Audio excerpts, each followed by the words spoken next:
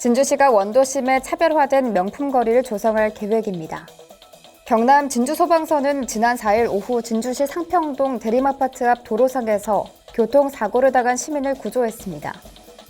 진주시 시내버스 개혁 범시민대책위는 3일 시청 앞에서 기자회견을 열고 부의교통의 비정규직 비율을 높여 보조금보다 적은 임금을 지급하고 있다며 개선을 촉구했습니다. 국립경상대학교와 경남과학기술대학교의 통합으로 정원 2만 명 규모로 거듭난 경상국립대학교가 공식 출범했습니다. 잠시 후 자세한 소식 전해드리겠습니다. 시청자 여러분 안녕하십니까? 신동아방송 경남뉴스 윤혜림입니다. 진주시가 원도심에 차별화된 명품거리를 조성할 계획입니다. 진주시 원도심 활성화를 위해 거점 시설인 청년 허브하우스 청소년 수련관, 진주성, 진주대첩광장 지하상가와 중앙시장을 연결하는 가로 개선이 무엇보다 필요합니다. 특히 주요 보행로인 진주교에서 갤러리아 백화점 구간은 통일성 없는 공공시설물과 단조롭고 연속성 없는 조경시설, 산발적으로 흩어져 있는 공공시설 등 원도심 공동화를 가속화시키는 원인 중 하나로 지적되고 있습니다. 시는 이러한 문제점을 해결하기 위해 청년 허브하우스에서 진주성, 진주대첩광장에서 지하상가, 중앙시장을 잇는 보행로에 30억 원을 투입해 역사적 상징성, 지역 정서와 문화와 상권이 어우러져 신도심과 차별화된 이야기가 있는 명품거리 조성에 나서 상권 활성화에 기여한다는 계획입니다. 경남 진주소방서는 지난 4일 오후 진주시 상평동 대림아파트 앞 도로상에서 교통사고를 당한 시민을 구조했습니다.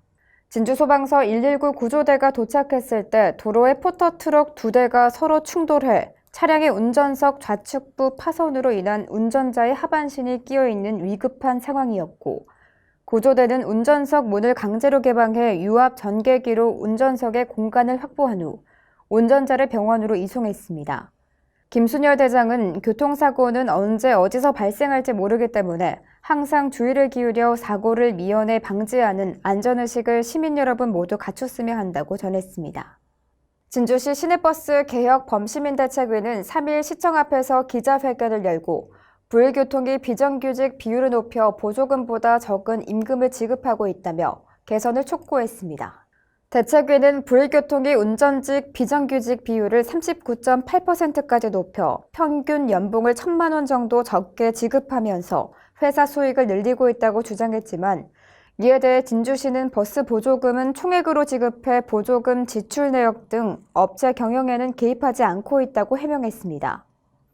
대책위는 부의교통 운전기사 연봉이 같은 근무 시간임을 고려해도 삼성교통 진주 시민버스보다 800만 원에서 900만 원 적다고 지적하며 시가 표준 운송 원가에 따라 책정된 금액이 제대로 사용되도록 관리하고 감독해야 한다고 강조했습니다.